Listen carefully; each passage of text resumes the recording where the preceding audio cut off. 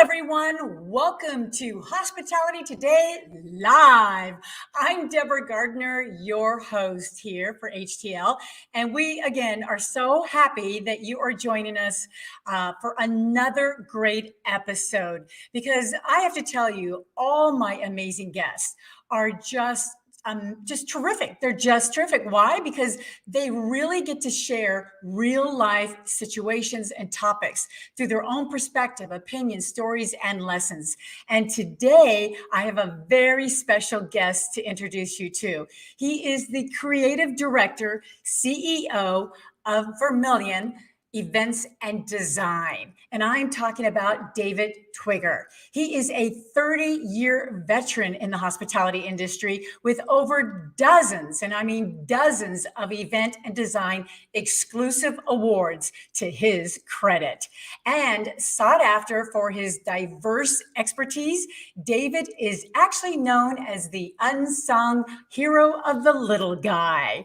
And to support the industry, David is here to talk about events now and what does it look like in the future. Also, how is the industry bouncing back and what you need to know in order to survive it. And want some fun? Well, listen to this. He's going to tell us what lemonade he made during COVID-19. So I know I want to know. I'm sure you do too. So don't go far. We'll be right back with David Twigger.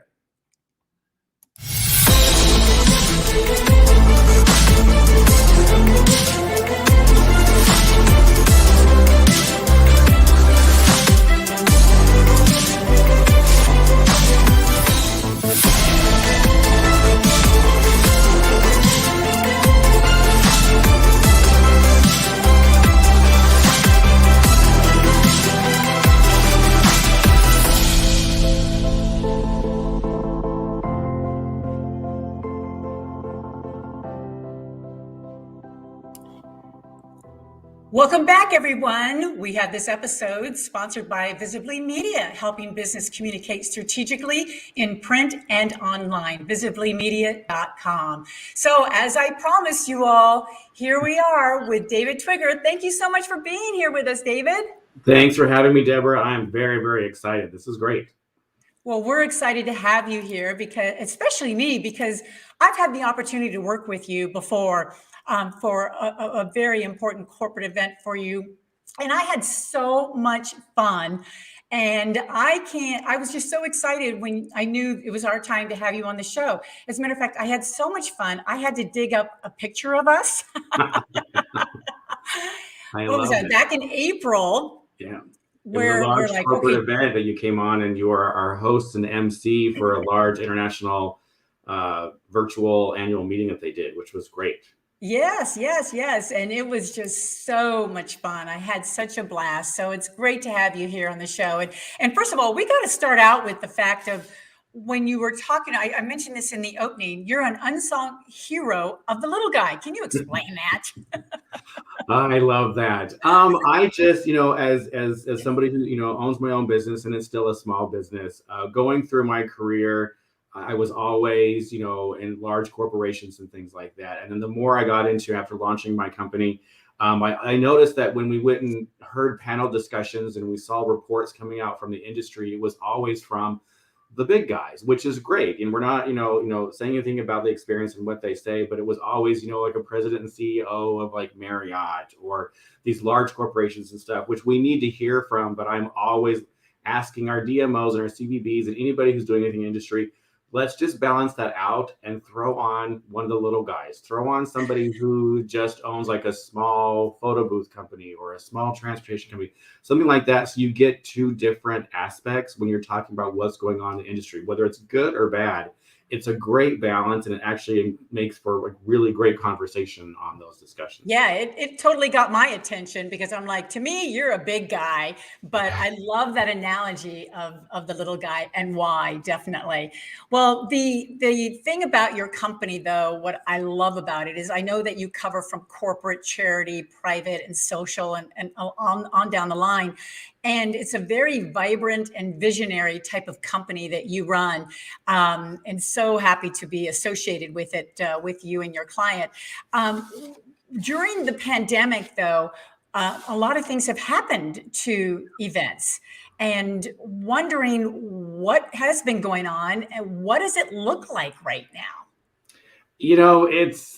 It has its own little like different life right now. We've all been through the ringer the last 2 years now. It's not just been a year, it's 2 years, which is crazy to see. Yeah, And yeah, what's going on, so you look at it, everybody like kind of divides up the industry. There's social and then there's corporate. And corporate kind of incorporates like the nonprofit and charity and everything else. And social is weddings and mitzvahs and celebrations, and the baby reveals are huge now and everything like that. The social side came back quicker as we knew it would, because those were private events and you could do those. And so you'll see that everybody got busy again. The vendors and suppliers were great because they were just hounded by everybody who wanted to do those social events, which was wonderful. We knew it would come back sooner.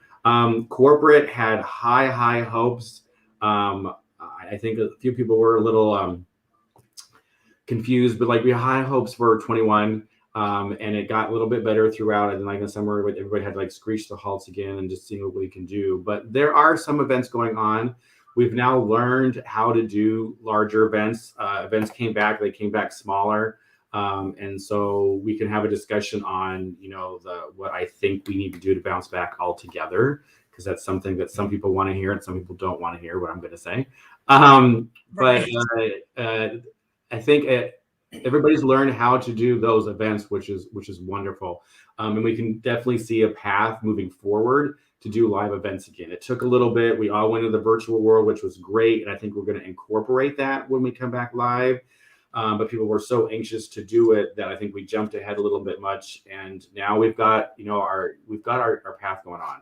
We know it now. So I think what's going to happen is it'll get better and better, throughout the final fall of 21. In different seasons through 22. That's good to hear. That's good to hear, because I know, like you said, gosh, I can't believe it's been going on for almost 2 years, if not already. It's just been crazy. And as long as, the virtual is still there, I think it's going to be able to reach more audiences. But like you said, there's nothing like face to face. And that's what live events are all about, right? And we know we can do them. I had a very large program that just happened in Nashville, and there's things that you can do to be like, here's some options for you to attend, so you can include as many different views as everybody has, and you can safely do those events. And I think people are doing it. They just, usually that event was, 3,200 people. We were about 1,700 this year. But we did it in a way where everybody felt comfortable. The flow and the agenda changed. And it worked to show that, yes, you can do this. We just need to be a little bit, more practical about it. Right. And being safe, as you said, is very, very important. As a matter of fact, I believe you are, or in your company, are COVID compliant officer certified. Yes. So that's important. 2 of us went out and got certified COVID compliant officers. And it was actually that whole program was made strictly in the beginning for productions, for like TV and film shoots and commercial shoots and things like that. Okay. So we'd have somebody on site to make sure that it was safe for them to do all the filming. And we've just taken that into the meetings event side for productions and live events where, registration, how do they interact, how are they doing food and beverage, and kind of putting like your arms around it and saying, okay, there's safe ways to do this, but you can still do them. So I think that's really great. I think every, company and organization in the industry should be some kind of compliant of sort, just to give people the comfort that, hey, we got this under control. We're safe. We're going to keep you safe at the same time.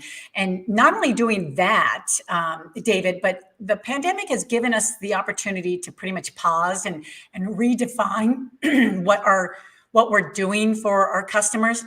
Like, some have actually simplified their pricing models. Some have created new ways to communicate to customers, streamline move-out processes. Is there anything that your company has done that is going to make a big difference to your customers coming up?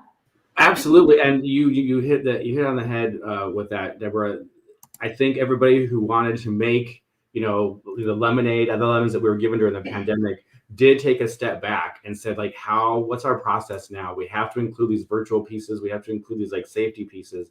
But while we're doing that, let's look at how we're doing everything else and include them in there. So the communication modules that everybody's doing for events has changed because now they had to do everything like virtually. They realized, well, we should be discussing with our attendees. We should be discussing this with our vendors and suppliers and making sure that everything comes together.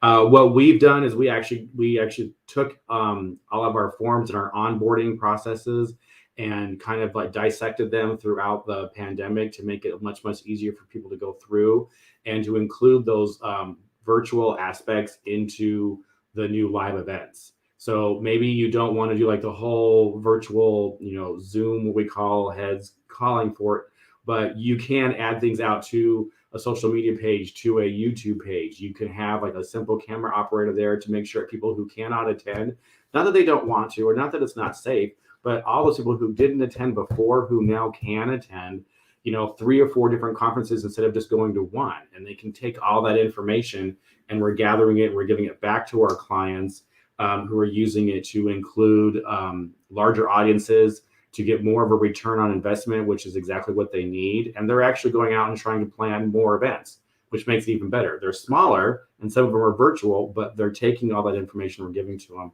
and adding to it, which is great. Oh, you're on mute. Oh, that makes it more, just much easier for clients to choose you, to know that those are the things that you have been doing and what you're redoing and things like that. And I loved how you snuck in there the lemonade. Explain the lemonade a little bit more to me here. Well, we had, we all got served lemons during the pandemic. We were the first industry to be hit. We're the last ones who's going to make a full recovery. And what can you do? I saw, an industry that I've been in for 30 years just crumble. And, we had things, we jumped into the virtual. I did some public speaking and some MC work, and we survived, which was great. We did virtual events, and you were a great part of one large one. But I wanted to see what else that we could do. And so what we else tried to do was I tried to find everybody that we used to work with. I took one large corporate event and we broke down all of the vendors and suppliers who were involved with that. And I'm like, that event's not happening. How can we help everybody who's on this list? Is there anything that we can do? So we tried to figure out, everybody got into virtual entertainment. Can you send flowers? Can you send little gift bags, people who are virtually attending? And that's, keeping people busy, which was one of the things that we did. And we helped put their names out there. You don't normally call these people, but you can now. The fun thing that we did on my own when I did the whole Twigger time piece was I thought about all those people again and what can the average Joe do to help out our industry during this time? We all did, to-go orders with the restaurants and things. I'm like, what about, our industry people? And so I came up with a list of things to do. And now some people are using them during the slow season. So if you know a DJ that you don't get to use anymore because you're not live events, call and ask them to create a playlist. If you're doing a virtual event, you need some background music and stuff like that. They would love to create a playlist for you. We had photographers, if you had photos from some past events, you need someone to create a slideshow for you, or these collages and things like that. They have all those tools to do that. Even if, I told my next door neighbor who had some, I said, call a photographer because she was having a birthday party, but they couldn't have one. And so they took all of the photos they have of all their kids, and the photographer put it together, sent flowers to people, order boxes of cupcakes and desserts from a baker that you don't normally use, right. All those different things out there. And the great thing that I see is that if we keep pushing it is that we all have peak seasons and slow seasons. And those are things that we can do now during slow season, in Phoenix when it's hot and we're all not working all that much. You can still reach out and keep those small businesses, keep those little guys working, which is great because when we come back and we're on full show and they're not all there, those of us who do really large events, and those of us who kind of incorporate all of that, aren't going to be able to do what we do because they're not there. So we need to make sure we're focusing on them. Yeah. Well, and I'm glad you brought up your website tips. I think you call it Twigger time. Twigger time. I thought that was clever. And I've been watching some of them and great tips there, great ideas. very quick, to the point, especially made from you. And I thought if anybody wanted to stand out in the events industry, Trigger Time is just a great example of that. So thank you for sharing all that. If anybody has not ever seen that, definitely go to Vermilion Events and Design, and you'll see them on there. And and they're free. It's great resources. They're free. They're on our YouTube page too. It's so much fun. And again, I just wanted to give back to an industry that's been there for me for so long, of like, what can we do? And we just kind of came up with some really fun ideas of help support everybody out there. So, well, very educational, very educational. Well, and I also want to let you know some of your fans have showed up here to say hello to you. Good old Ray. Oh, Ray. Love him. He's my MC hero. I tell him that all the time. Well, when David speaks, you better listen. And then we've got also David Kleiman here joining us today as well. Of course, good. You're including me as a rock star. I love it, David. Thank you so much. And then we also have a question from Visibly Media. Do you think the current vaccine mandates will help or hurt the hospitality industry? So let's talk about that a little bit. We kind of edge around, some answers and things like that to make sure that everybody's included. The current mandates, I think right now I think in the long run will actually help the industry. Some will say no because they think that it's affecting like the airlines and other things like that. But I think the main thing of the issue with live events and getting back to them is because people are hesitant to go. Some of them are and some of them aren't. And that affects so many different things down the road. The fact of like somebody who wants to plan a large event, when we're trying to contract a hotel and we're trying to contract transportation and food and beverage guarantees, and we don't know who's coming because some people feel comfortable and some people don't, it makes it very difficult for us to deal with our hotel partners and our travel partners. And I think with some of the mandates that in the long run could actually help, because that means people see that there's something in place. They're not forcing certain things, but if they do make people feel more comfortable, I think it could actually in the long run help the industry. And there might be some, sticker shock, as I call it, as they come out. And we have to make sure we can give people choices if possible. So it's a great question, but it's also a very loaded, delicate question to go through. Yeah, it is. And it's changing every day. We're hearing more from the hospitality industry, from the airlines to the cruise to transportation, their voice pertaining, behind that, and their thoughts about that. So I think right now that's pretty much what we're hearing is just kind of all over the board right now. It is. I mean, the big ticket item right now is staffing. Staffing is just what everybody is dealing with right now. And that's from the largest airline to the smallest, vendor or supplier you have. Staffing is an issue across the board. Sure. And I don't know if the mandates really help or hurt that whole piece of it, because it was happening beforehand. It's going to happen after. So that's a big thing right now. It is. So how does the industry bounce back, and what do we need to do to stay up with it or survive it? One word, and it's a word that we've all heard since we were like 12, and it's communication.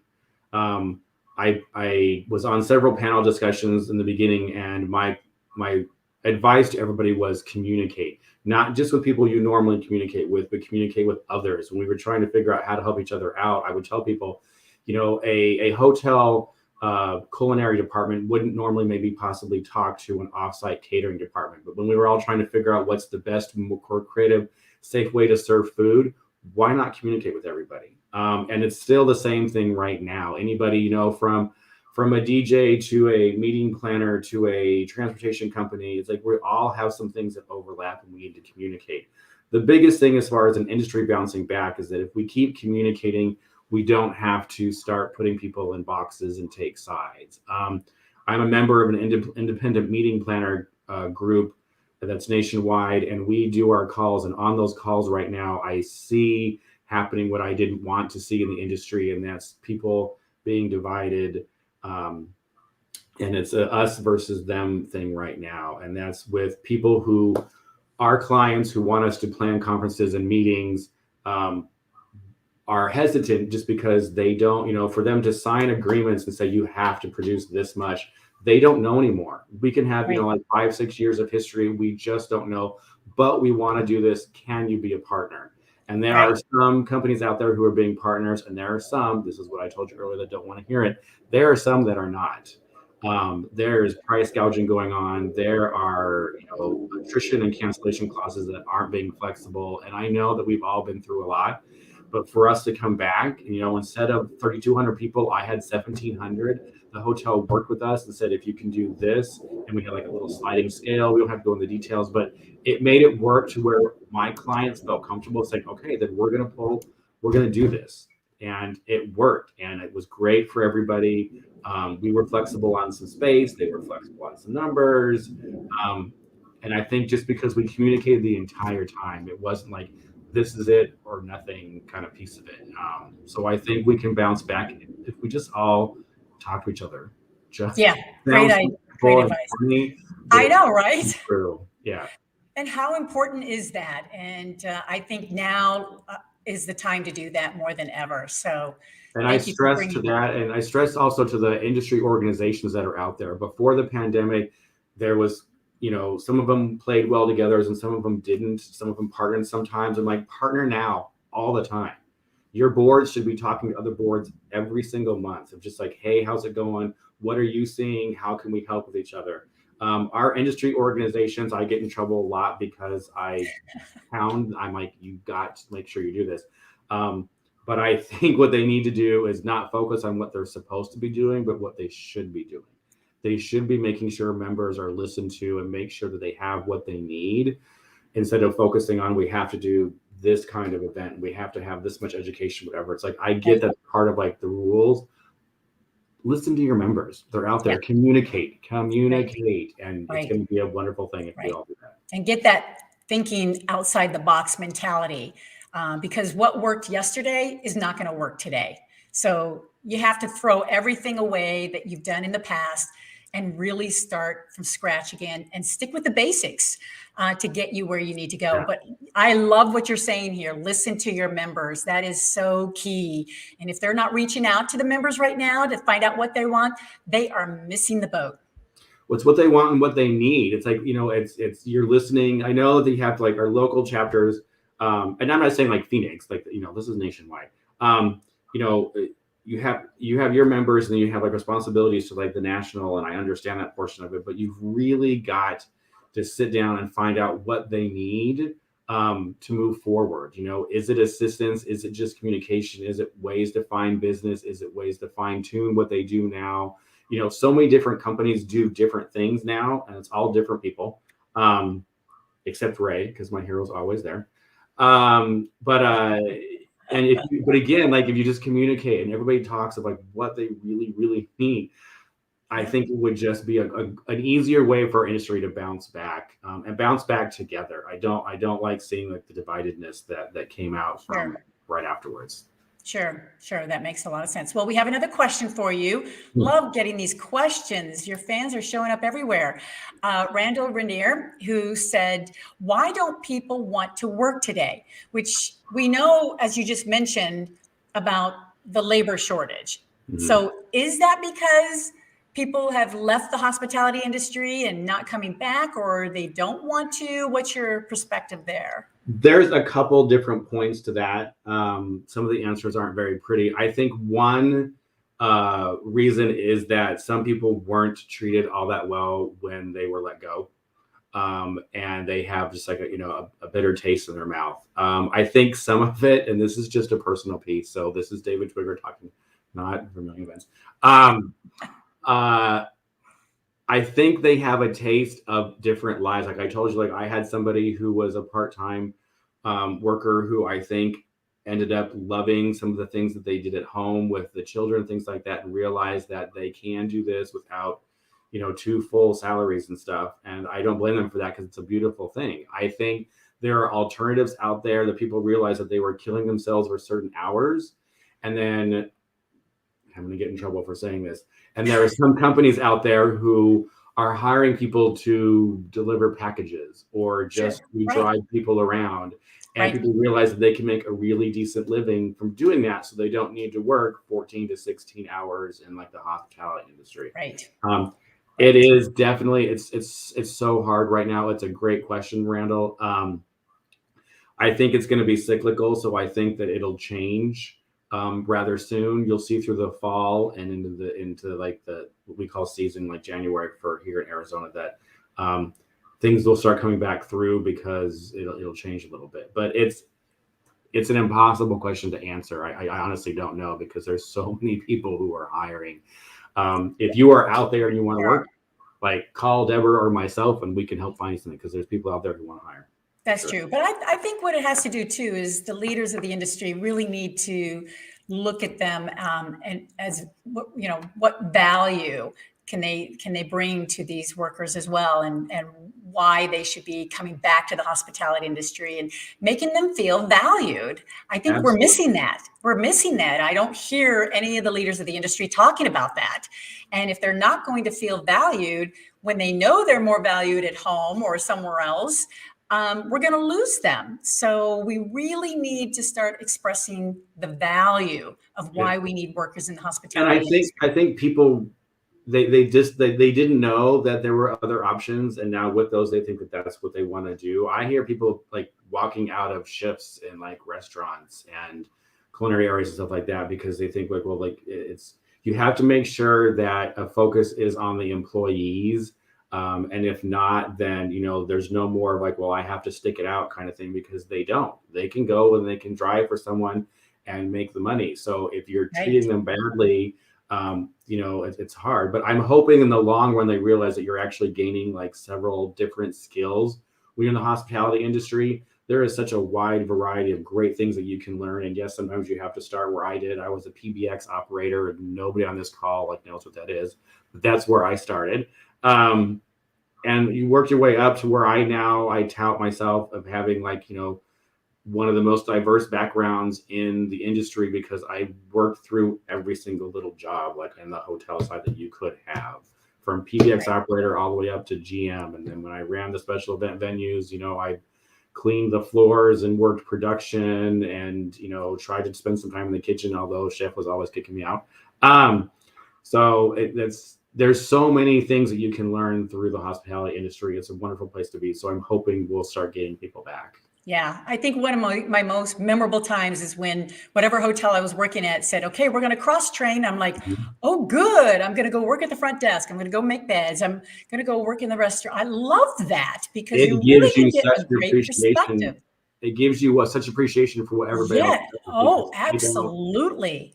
They don't know. And even like we would actually shadow some of the people, because they, you know, like being in like sales and like the catering sales and stuff like that, they always thought that we had the easy job because we just show up and we entertain clients. And so then we brought them in the offices, and I'm like, you can listen to this call of them, you know, yelling and screaming, or like, you know, we're about to make a decision that's going to cost like jobs and money, and like, how do we do this? And so there's so many wonderful things in hospitality to do. There is.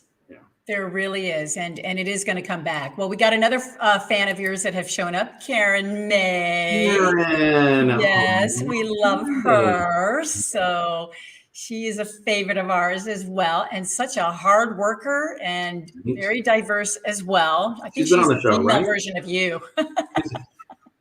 I'll take that. She's been on the show. She's been on your show, right? Well, she won't come on my show. She's a little shy. I have to go to her. So when we start taking this on the road, oh, come on, Karen. Stop. Okay, Karen, you better watch out, because I'll be knocking on your door. Well, we have another question. This one is from Lisa Raymond. She wants to know, how did you come up with your company name, Vermilion? I love that question. I love that question. I wish I had like a more dynamic answer, but honestly, I researched a bunch of different names of what to call the company. I wanted something that was rather strong, but sounded kind of, you know, exotic or unique. And so Vermilion is obviously a brilliant shade of red. It's a mythical bird in one of the ancient Chinese cultures. There's a lot of things I loved about it. And so I did some research and stuff. So, well, when you look at your website with that name, it's very put together, very richy, very classy and elegant at the same time. And the photos are just incredible. Yeah, it's a very cool name. It makes you stop and think, okay, what is this company about? and well, and that was the whole goal and stuff like that. And there are some other Vermilion events, and the nice thing is that, and this was another thing I love about the hospitality industry. So I launched, and there is a Vermilion events in Northern California.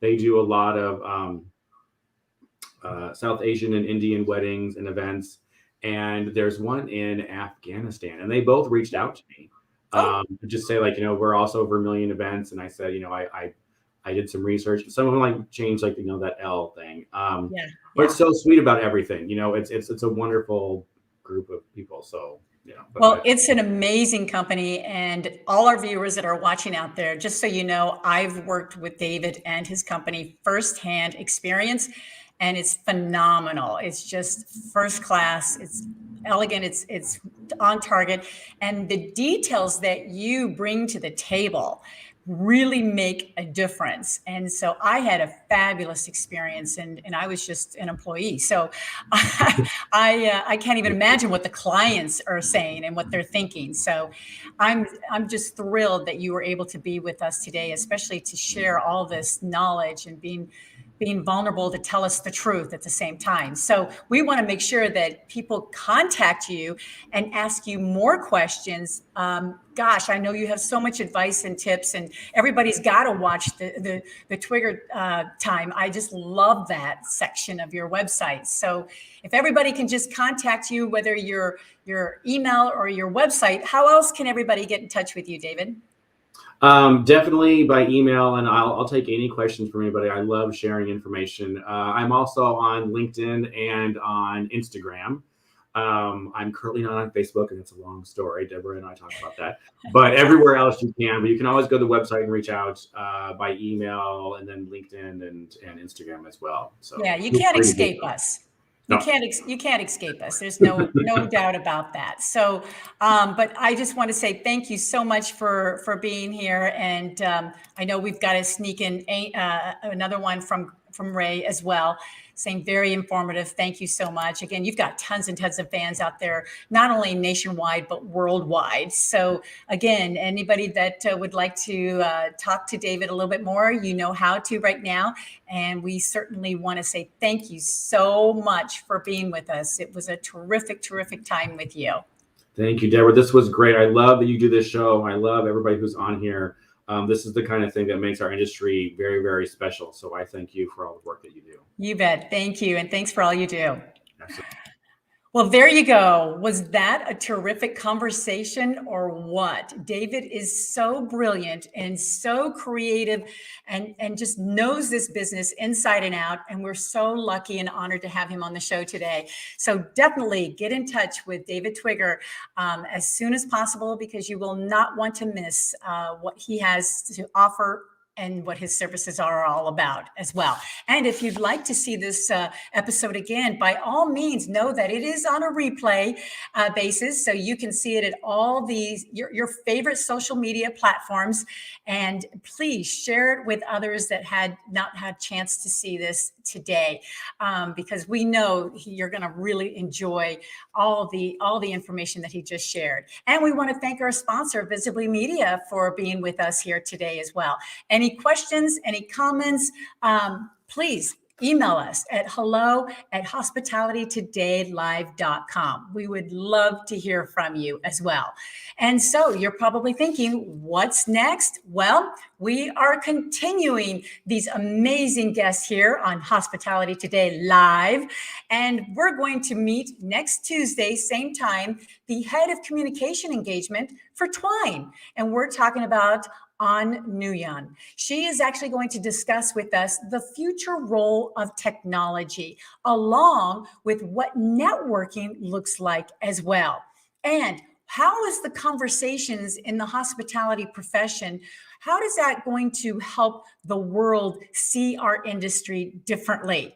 And of course, we want to hear from her about roles of women in the industry, leadership roles in particular, that she would like to talk about and share her expertise as well. So that's next Tuesday, so don't miss it.